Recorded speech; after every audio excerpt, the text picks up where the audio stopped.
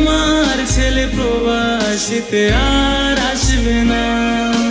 দেশে ছিলাম মাগো তোমার ছায়ায়, কর্মের দোষে এলাম প্রবাসী জেলখানায়।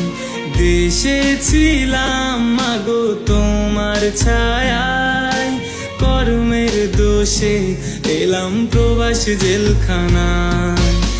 আর সহে না মাগো জামিন করো না, তোমার ছেলে প্রবাসীতে আর আসবে না। আর সহে না মাগো জামিন করো না, তোমার ছেলে প্রবাসীতে আর আসবে না।